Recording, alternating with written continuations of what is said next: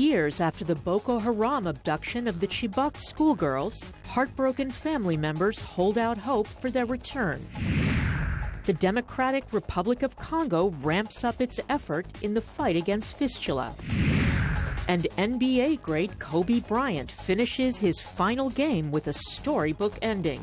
Africa 54 starts right now. Good evening and welcome. I'm Vincent Makori. This is Africa 54. It has been 2 years of misery, anguish and worry for the parents and loved ones of the missing Chibok schoolgirls. Now, the girls were abducted by Boko Haram terrorists on April the 14th, 2014. On that day, the militants kidnapped 219 girls from their dormitory in Chibok, northeastern Nigeria. The girls appeared in a militant propaganda video a month later. Now, as we mark 2 years since the girls' abduction, the parents say their lives have been upended. Chris Stein reports from Mbalala, Nigeria. Life in Nigeria's northeast hasn't been the same since Boko Haram took up arms. The insurgent group's 7-year campaign to impose strict Islamic law in Nigeria's north has torn apart communities, displaced more than 2 million people, and left 20,000 people dead. But few have suffered like these 4 men. Their daughters were taken by Boko Haram in its most infamous crime, the 2014 kidnapping of 219 schoolgirls from the government secondary school in the town of Chibok. Whenever I think of my daughter, I start shaking, like I have a fever. This is where it happened. The militants stormed the dormitory in the night and herded the girls away. The government vowed to rebuild the school. Almost 2 years later, the buildings have been demolished, but nothing has replaced them. Boko Haram wasn't finished with Chibok. Militants briefly overran the town in November 2014. In January, 2 suicide bombers attacked a market in the town, killing at least 10 people. Several of the girls' families have fled. Some have settled here in the state capital, Maiduguri. The uncertainty about the girls has taken a toll. To say that she's alive or she's dead, that we saw the corpse, we will be okay than now that she is in bush that we don't know where about. Yakubu Nkeke, chairman of an association of the Chibok parents of the missing girls, says 18 mothers and fathers have died since the mass kidnapping. This kind of incidents bring a lot of sickness. You know, you are not in peace of mind. You can't have time properly for your feeding. You are living in fear, thinking of your young one in the hand of captors. You know, anything might attack you and easily you lose your life. The kidnapping was condemned internationally and sparked daily demonstrations across Nigeria.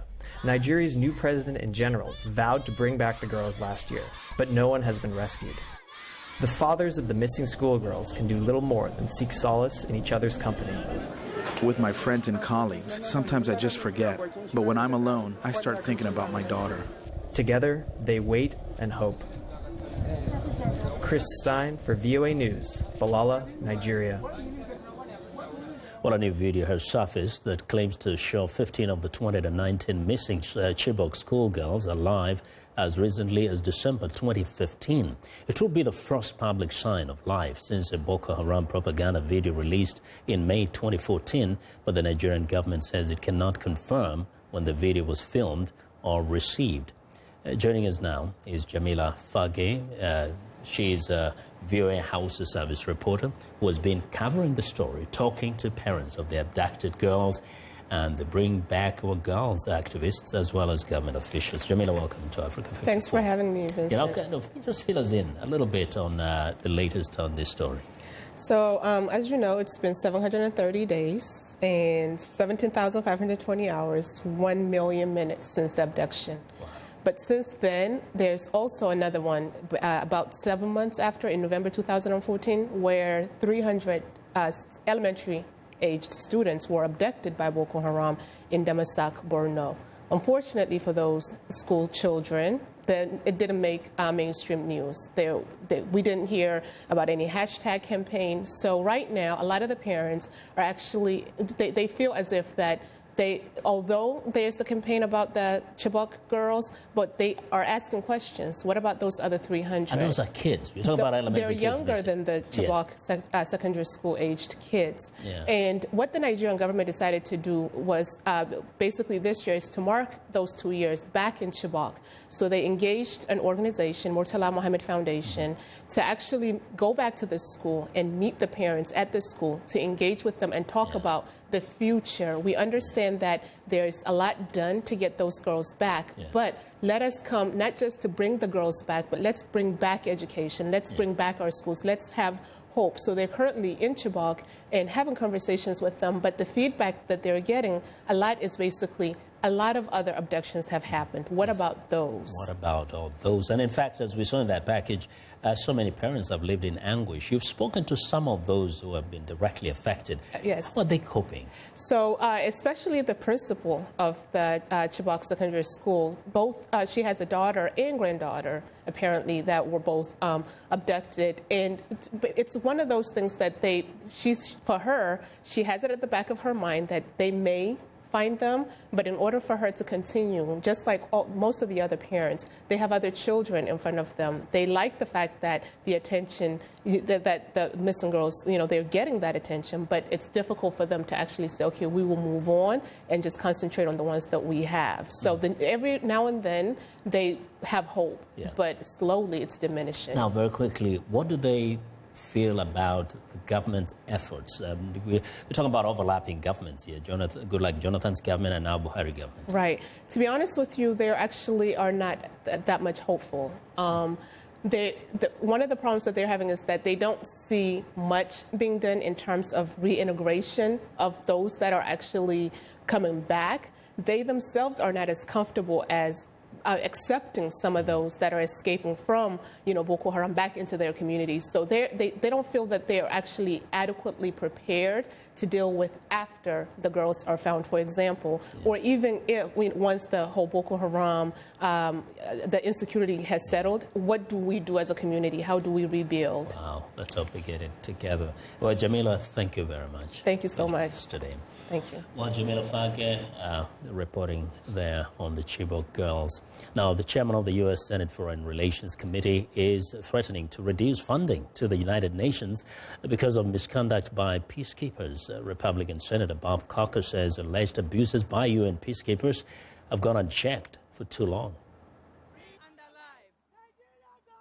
Bring back our girls now and alive. Girls now and alive. Bring back our girls now and alive. The UN is I think, in great jeopardy of building enough critical mass around here where severe penalties should be taken against them with withholding of funds from them because of their ineptness, their lack of concern, their lack of care after 10 years to continue to allow this to occur. Coker and other senators are angry over the string of sexual abuse and misconduct allegations against both UN and non-UN military and police personnel, mostly in Africa. The United States contributes about a quarter of the $8 billion annual UN peacekeeping budget. One official testified before the Congressional Committee that some countries are taking action against the alleged abusers. 20 trials in the Democratic Republic of Congo that government is conducting against peacekeepers who have been accused of this. Also, the Republic of South Africa has an on-site court-martial that's going on right now. So we're starting to see the actions taken that these countries know now, that we know what they're doing. We know where the troops are coming from, and that we're going to continue to shine a spotlight on these issues. The UN has been implementing new tougher measures against accused peacekeepers, including sending at least 2 entire contingents of troops back home. But despite this effort, new allegations continue to surface. U.S. Secretary of Defense Ash Carter revealed Thursday that the U.S. military is conducting joint patrols in the South China Sea with the Philippines, and it's increasing its presence on the archipelago with rotation of forces and equipment. Now, Secretary Carter made the announcement while speaking at a news conference in Manila. According to a defense official, the Philippines is now the second country after Japan with which U.S. forces have conducted joint patrols in the sea. The announcement comes amid concerns by the U.S. and others about China's aggressive actions over disputed territories in the South China Sea. We want to know what you think about Africa 54 and the stories we cover. Join the conversation on Facebook. The address is Africa 54. And check out our headlines 24/7 on voaafrica.com. Find me on Twitter at VOA Vince Makori. Well, coming up, tackling fistula in the Democratic Republic of Congo. Stay with us.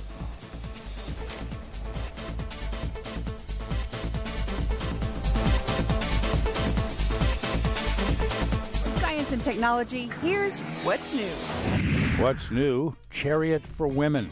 It's a new ride-sharing service just like the Uber taxi service, except, well, obviously it's just for women. Female drivers for female passengers. Leery about male drivers. Chariot for Women founder Michael Pellets is a former Uber driver. I heard stories that were about unsafe travel and Uber drivers hitting on women. Chariot for Women could not be just a safer ride service for women, but a job opportunity as well. I've always thought about doing it, but the safety aspect of it was just kind of, I don't know who's going to get in my vehicle. Chariot for Women is not the first of its kind. She Taxis, an all-female ride service, was launched in 2014 but had to temporarily shut down, partly because they couldn't meet demand. Chariot for Women will be active in the Boston area on April 19th. From VOA's What's New, I'm Todd Grossans.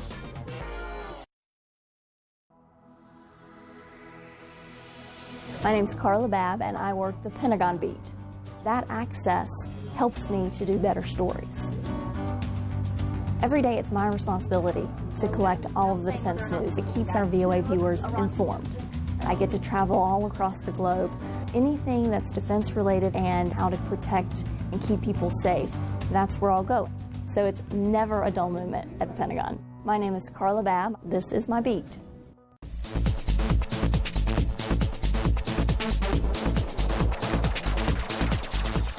Welcome back. Malawian President Peter Mutharika on Wednesday declared a state of national disaster due to food shortages caused by drought. It is the latest sign of alarm over a hunger crisis across southern Africa.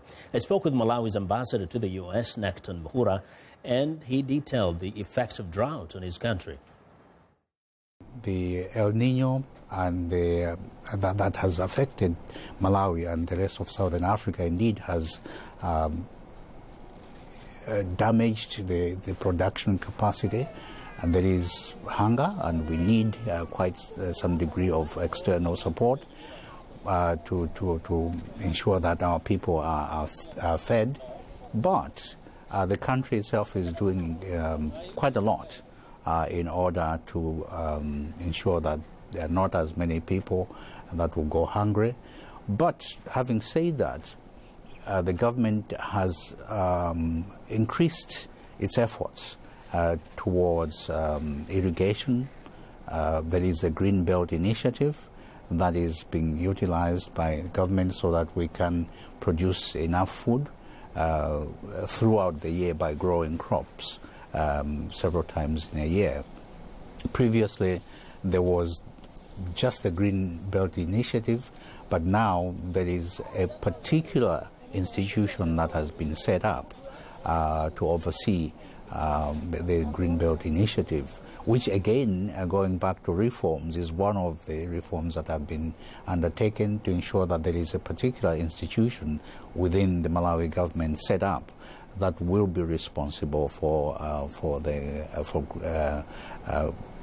irrigation and the Green Belt. Just a little bit more on agriculture. We know that many of the African countries really rely on small-scale farmers, real peasants, on feeding the population.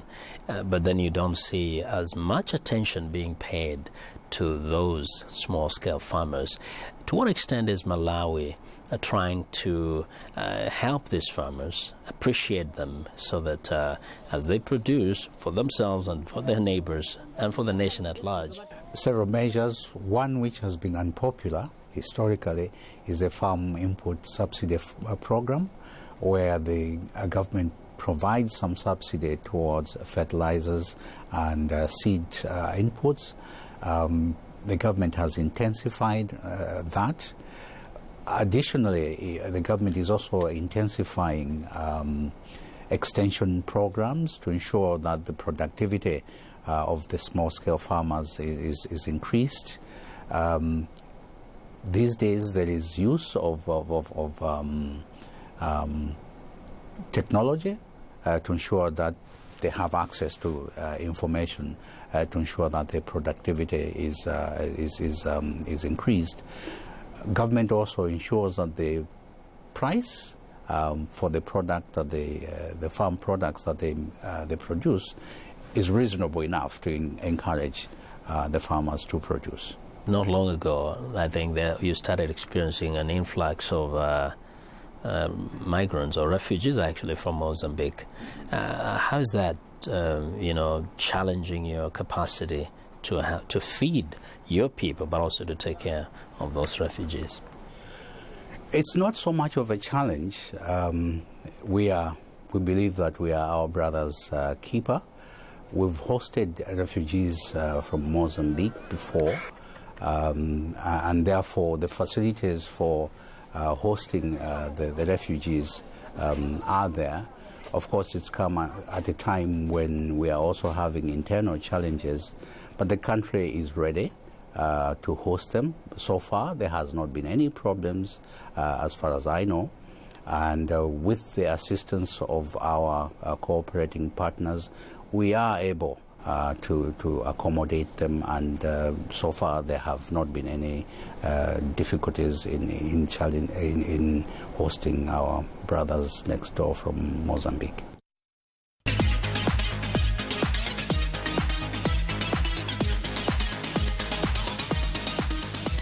Please stand for a health report. And joining us now is Africa 54 health correspondent Lino Madu to tell us about the Democratic Republic of Congo's fight against fistula.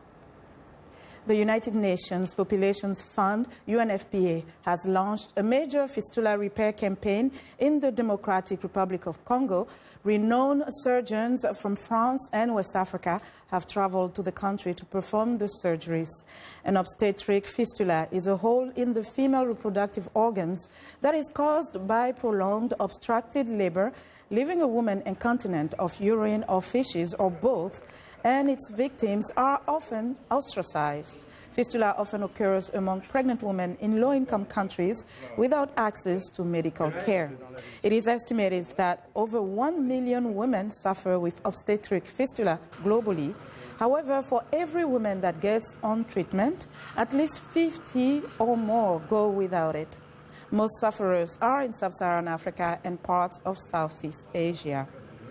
Joining us now live via Skype from the Democratic Republic of Congo's capital, Kinshasa, is Diene Keita, the United Nations Population Fund's representative in the DRC. Ms. Keita, welcome to Africa 54. Thank you for having me. So tell us, you've launched a major campaign in the DRC to tackle this issue. Tell us what is happening and about how many women are you assisting? Thank you. We are assisting approximately 300 of the most serious cases of obstetric fistula in the country. We have launched a campaign covering Kinshasa, Goma, and Lubumbashi with a series of very, very expert surgeons to make sure that all the complex cases can find solution. And fistula is caused by prolonged labor. Also, sexual violence can be one of the causes. What are some of the cases that you see often in the DRC? The thing is, what the cases we see in the DRC, the most frequent cases are from early pregnancies due to early marriage. That's the major cause of violence. That's what I call violence against young women. Now, so all the... Yes, sorry. Now, UNFPA is addressing this problem, of course, helping women get access to the surgery, because only surgery can repair the fistula. What about when you talk about early marriages, which often is linked to culture? How do you address this issue? Well, the cultural issue is very, very critical. For that, we work, of course, with religious leaders, with school and community leaders, because they really have an important role to play. But this is in the case of prevention, because prevention is the most important thing to do. But when they have the fistula already, they hide. Those young girls hide. We need to go and recruit them, find them where they are, and try to bring them in town to make sure that they can have the first cares. And believe me, the most traumatic thing for us is to see that some of them cannot even take a surgery because of malnutrition. And so now, then, because we're running out of time, but I wanted to know, once the women receive the surgery, then what happened to them? Are they susceptible to get fistula again? What is the follow-up of that? The follow-up with that is to the reintegration. That's the key operative word. Psychosocial attention would be given to them and income-generating activity. They can, when they are repaired, they can even have other children and live a very decent life. Okay, and finally, what are UNFPA's goals in terms of fistula? Of course, stopping this issue is one of the main goals, but tell us what else you are hoping to achieve. What we are hoping to achieve under the leadership of Professor Babatunde Osotime, the executive director, is to make sure that every girl stay in school and every girl gets the right to choose what she needs to have a better life. And it's really, we do care for population. Okay, Dr. Keita, thank you so much for joining us from the DRC.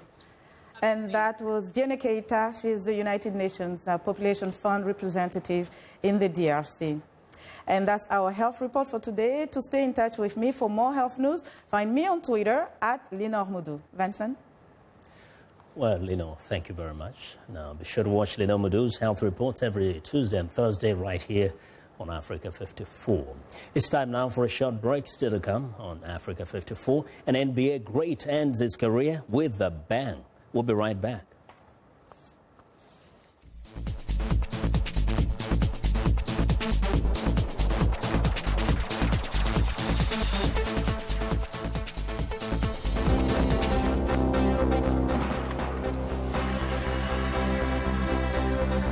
¿Cómo ves un equipo?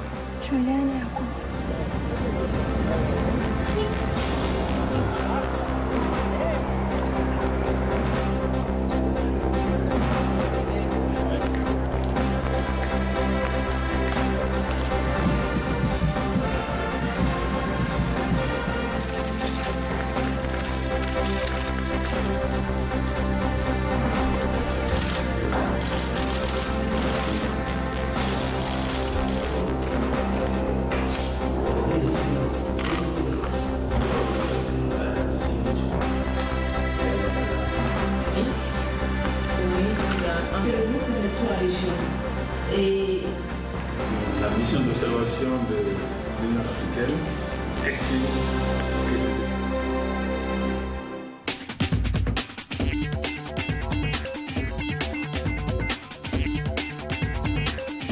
Welcome back to Africa 54. Here's what's trending. The newest form of arcade entertainment may be quite literally shocking for users at a new gaming center in Tokyo. Using virtual reality equipment, the customer can choose whether he or she wants to drive a car or walk through a haunted house, all for under $10. Now, the center offers a total of 6 different scenarios that allows gamers to experience new things in a safe environment. The park is currently scheduled to be open for 6 months, but strong demand will keep the facility operating longer and add more exciting virtual experiences. Well, next up, the Uber for private jets is landing in China. The wealthy used to spend big money on personal planes. Now, with the economy cooling, jet sales are in a slump as the rich rein in spending. That is where the Jet Smarter app hopes to step in, flying private at a touch. In the U.S., the app offers an unlimited shared flight service on set routes between major cities for a $9,000 annual fee. Now, the app offers Uber-style on-demand charter flights from nearly anywhere. The app is expanding to China with a $20 million cash boost from the Saudi royal family and hip-hop entrepreneur Jay-Z. Well, and finally, Ian Burkhardt's hands and legs were permanently paralyzed in a diving accident when he was 19 years old. But now, with the help of a new breakthrough computer chip implanted in his brain, the now 24-year-old is playing Guitar Hero. The small pea-sized computer chip relays signals from Burkhart's brain through 130 electrodes to his forearms, allowing his mind to guide his hands and fingers, bypassing his damaged spinal cord. Scientists and neurosurgeons at Ohio State University describe these quadriplegic accomplishments as a milestone in the evolution of brain-computer interface technology. For the time being, the technology can only be used in the laboratory, but scientists are working on making the system wireless. And that is what is trending today.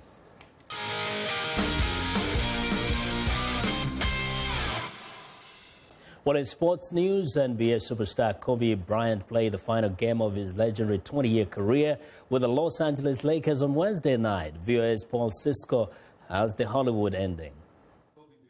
Shortly after Bryant's season-high 60 points helped propel his Lakers to victory over the visiting Utah Jazz, Bryant said the outpouring of support has been overwhelming. I can't believe this actually happened, to be honest with you. Like, it's kind of crazy to me. Like, it's hard to believe that it happened this way. It really is. Like, I'm still in shock about it. And just, the outpouring of support all night long, and my, former teammates and the fans and my family. It was just, it's unbelievable, man. Bryant, who is known for his staunch work ethic, is already making plans to keep active at something he loves. I think the important thing is to get into a routine, to maintain discipline, and to find a new routine. I've been in a certain routine for my entire career, and I think the worst thing that I could possibly do is not have one. Because then you wake up without a sense of purpose or a sense of direction. So, I have to find a new routine, and I have to get to it and be comfortable in it. The Hall of Fame career of the man known as the Black Mamba includes 5 NBA championships, a League Most Valuable Player award, and 2 Olympic gold medals. Well, staying with the NBA, the Golden State Warriors made NBA history late Wednesday, trouncing the visiting Memphis Grizzlies 125-104 in Oakland, en route to a record-breaking 73rd win of the season. The reigning NBA champions were led by superstar Stephen Curry, who added to his record-shattering three-point total for the season, scoring 46 points in the victory. Golden State's one-loss record of 73-9 surpasses by one game that of the 1995-1996 Chicago Bulls that included Michael Jordan and Steve Kerr, the Warriors' current coach. Now, President Barack Obama, a decades-long Chicago resident and huge basketball fan, congratulated the Warriors on Twitter. Well, Golden State begins its defense of its NBA title Sunday when they host the Houston Rockets in a rematch of last year's Western Conference Finals. And that's our show for today. Be sure to watch Africa 54 on our website at voaafrica.com for more news. Tune in to VOA's evening radio show Africa News Tonight at 1800 UTC and in the mornings to Daybreak Africa between 0300 and 0600 UTC Monday through Friday. Thanks a lot for watching. From all of us in Washington, have a good night.